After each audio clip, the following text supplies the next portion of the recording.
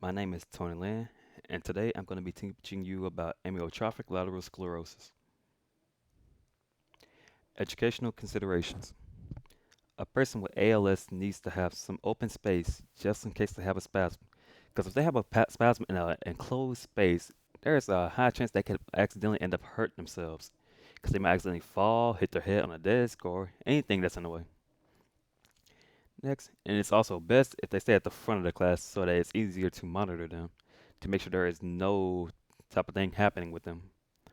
And when it comes to having everyone take notes in class, it's best to not go too fast when talking so that those with ALS can keep up just in case they're having difficulty writing. Remember, their body isn't always going to be as responsive as a person without it. ALS specifically affects the nerves, slowing thinking processes and movements. And overall, when teaching someone with ALS, it's best not to go too fast. It's just overall just not. All right, specific cognitive characteristics. ALS affects a person's nerves, which can slow down their thinking or give a delayed reaction. This can also cause some changes in speech patterns or give potential dementia. And if a person is struggling, be patient with them because they're trying their best and their body's not always going to cooperate. So I'm pretty sure they're just as frustrated as if somebody else were to be listening.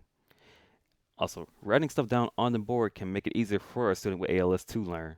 They'll be allowed to read and learn stuff a bit more at their own pace. That way, they won't be feeling as left out or left behind, is a better way to say it, from everybody else.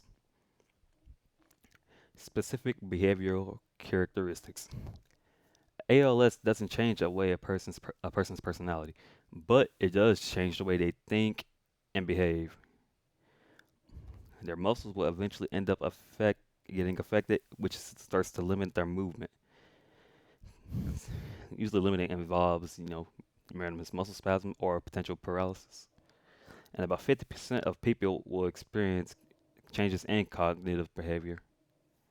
And ALS can progress all the way to full-blown dementia. Remember, they're not always going to have it, but it's a potential chance that they can full-blown get dementia. Specific motor characteristics. Over time, there will be muscle weakness, and this can cause constant tripping, dropping, twitches, fatigue of limbs, slurred speech. That's what I was talking about earlier with their patterns, muscle cramps, and uncontrollable periods of laughing or crying. It also does affect the mind state, so that's the reason why for the laughing and crying.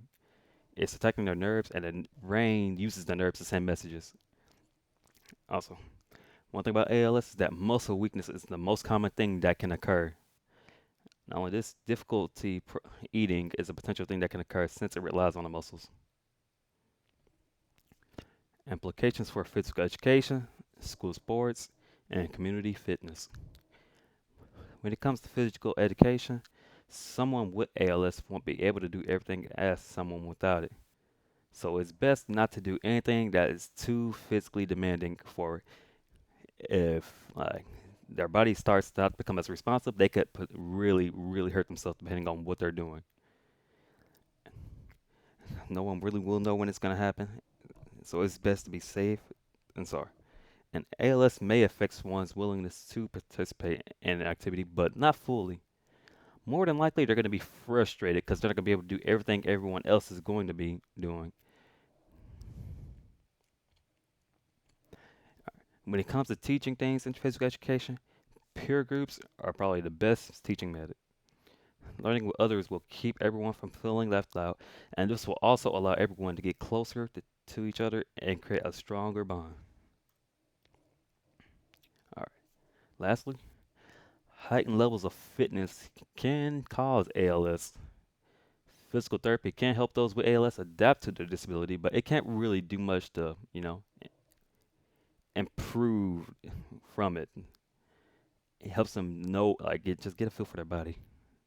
And despite exercises increasing the chances of ALS, strengthening exercises may slow the progression of ALS.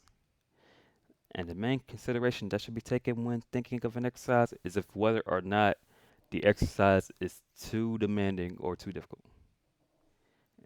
And that's it for my presentation, and I hope you enjoyed.